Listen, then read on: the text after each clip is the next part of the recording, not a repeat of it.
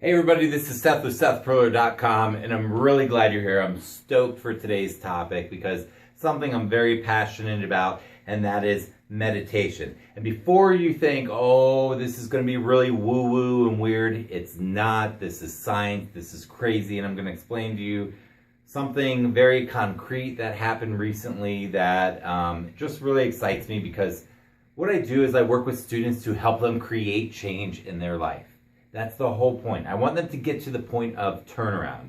I want to be able to take a struggling student and coach them so that they can make a turnaround and feel like they're in control of their experience in life and education.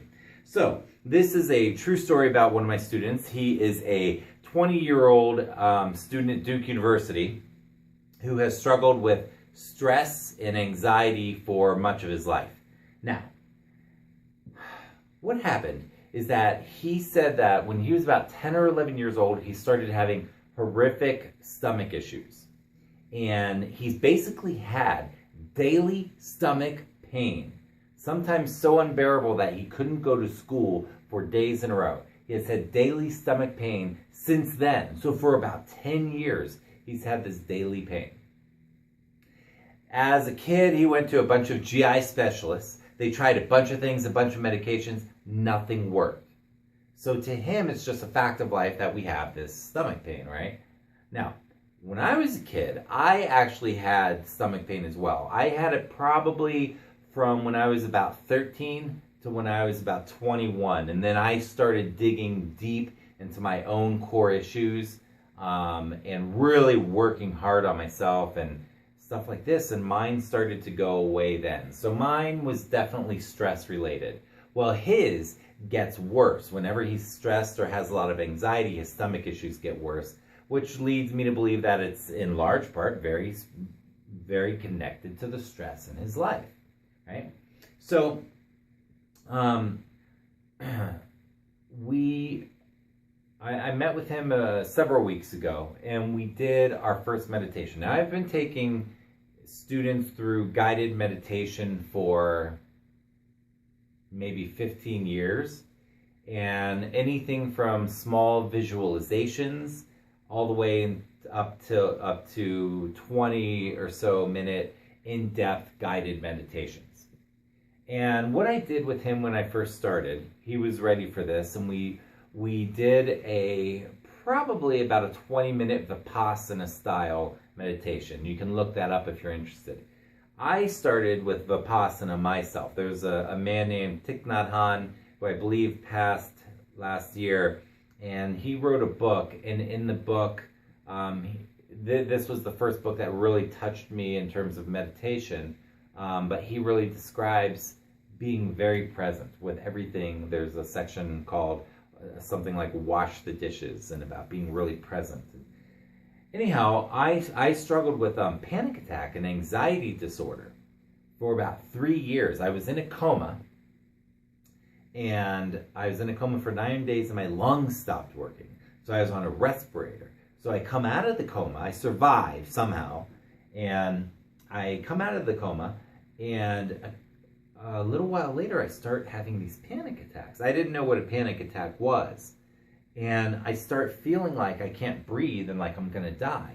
So my brain is doing its job. There's something called the amygdala in the brain, sends and it detects threats. So when I couldn't breathe, when I felt like I was getting out of breath, my amygdala got a message from my brain. Oh no, we've been here before. Remember that coma when you couldn't breathe and you almost died? We were here. Watch out. And it sent a message to the adrenals, which sends adrenaline to the heart. The heart sends adrenaline to the muscular system so that I'm prepared for fight or flight. So that I'm in a stress state, but there's really no stress except for that I was getting out of breath. My brain started looping with these ideas. I started getting obsessed with, oh my gosh, when's it going to happen again? Am I okay? Am I going to be able to breathe? And I just got in these loops of anxiety and stress and overwhelm. Well, that happened. When that happens, what happens is that non-essential parts of our body turn off. So when you're ready for fight or flight, when you're ready to protect yourself from a bear, and you have adrenaline all through your body, You don't want your body to focus on anything it doesn't have to, like digestion. So stomach issues, when you're stressed all the time, it's as if the stomach is being flipped on when you're stressed and flipped on off when you're not stressed. That's called rest and digest, by the way. So you go from fight or flight to rest and digest. Fight or flight, on, off, on, off. Your digestive system is going crazy. Like, what the heck is going on? So anyhow, back to the story. I take my student through this meditation. We do a Vipassana style meditation, starting with sensing the feet, going up to the head, and basically getting really calm. He loved it. Then a couple weeks later, we do another one. Same thing, Vipassana style meditation. I did it a little bit differently, but I'm not going to go into the technique of it. But what happened was that after we were done, I said, "How was that for you?" He said, "I didn't have stomach pain during that meditation for the first time in about 10 years. And I was like, "Whoa, that's awesome. Tell me about that." And he's like, "Yeah, man, this was the first time, like it just wasn't there. I just wasn't thinking about it. I didn't notice it." Now, you have to remember why this is so cool, because he has tried everything.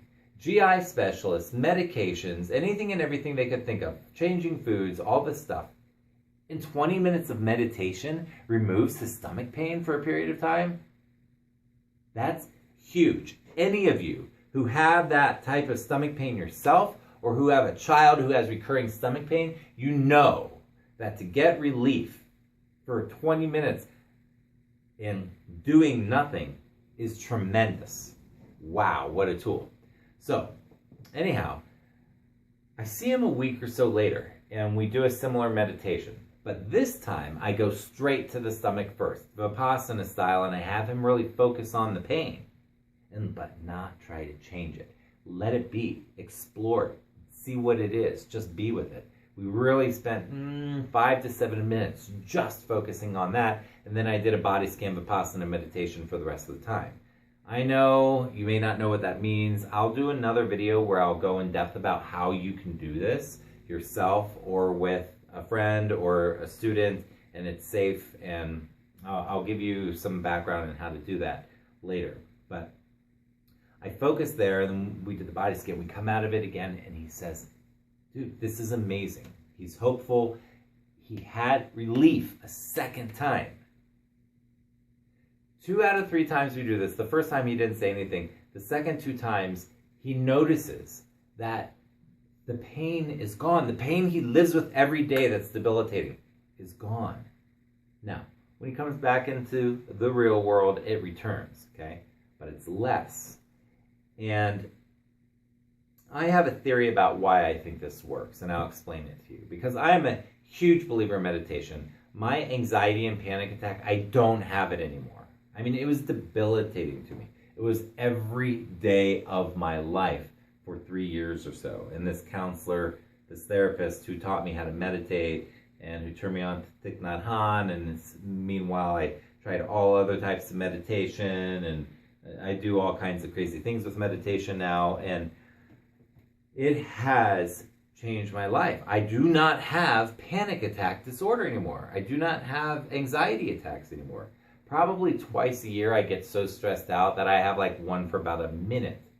2 minutes a year compared to every day, 365 days a year, strung throughout the day. That's incredible. Well, hopefully we can get this kid to this point too, where his stress and anxiety gets so low that it gets better. Anyhow, I digress. Back to the point. What I was going to tell you is my theory on why this works. What I think happens is that when we meditate, we get our nervous system into a place where we're able to tell our body one message. And that message is this: I am safe. When we meditate, again, we tell our nervous system and our body, I am safe. And the body is able to be there in a state of safe. Again, the opposite of safe would be more like rest and digest. The opposite of safe would be fight or flight. Like full-on fight or flight, a full-on rage. That's when your nervous system feels completely unsafe. And what happens is a lot of us get spikes all through the day that we're unsafe. Now, when we meditate more and more and more, the more consistently we do it, the more we have more time during the day when we can say, I am safe. And the more our body begins to understand, oh, I do live in a safe world.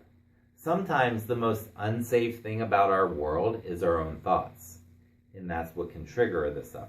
Now, of course, there are legitimate life circumstances that you or some people that you know have that are not safe. And I'm not discounting that at all.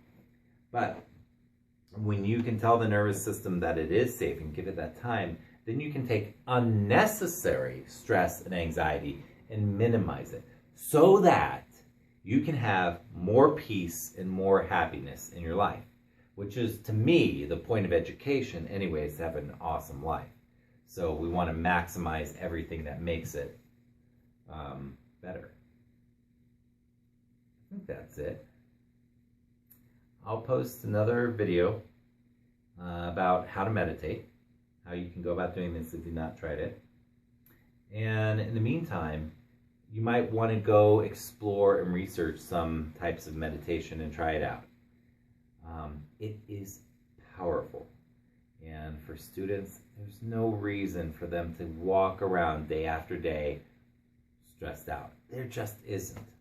We want them to be happy and at peace. With that, I hope you have an amazing day, and I'll see you soon. Take care.